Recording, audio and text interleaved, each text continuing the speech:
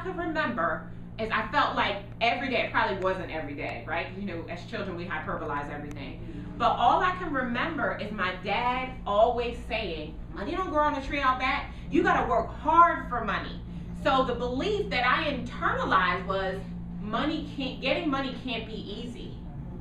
So if it came too easy, I was putting forth an energy that it wasn't supposed to stick. Because a shame. Right. It was all of this shame, this hindrance. I was blocking myself, and that's what hinders us as entrepreneurs, are these beliefs. And so we have to take a hard look at how money is affecting us consciously.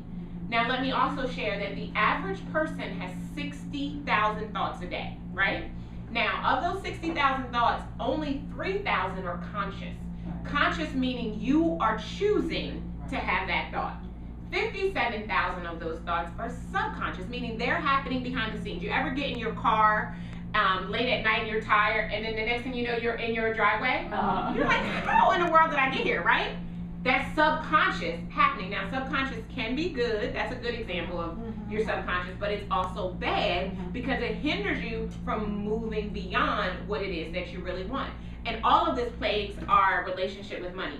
Now, fear is like the #1 reason for why people aren't charging what they're worth. Because they're afraid that they're going to be rejected.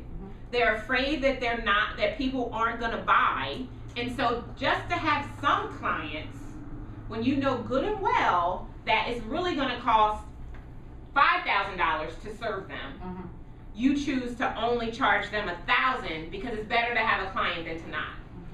But here's what happens when you undercut yourself, right? So the first thing that happens is that there's no way for you to perform that service at a level of satisfaction and excellence that's going to make them want to refer other people to you. Because you're going to cut too many corners in order to be able to make that work. The second thing that happens is immediately you resent them as a client. Because you can't even eat on that $1,000, and maybe that $1,000 is the same as you giving them 10 hours of your time. You know, like I think we pull $100 an hour out of our woo-ha when it comes to setting our prices, because it sounds like a lot, right? If I can make $100 an hour, that's really good. No, it's really not. And we're going to talk this afternoon as we get into your pricing, what you need to have and know before you even endeavor to set a price, so that you're not just pulling numbers out, but you set yourself up to not be able to provide them with the most amazing level of service possible because you're not charging them enough. And that's going to change everything.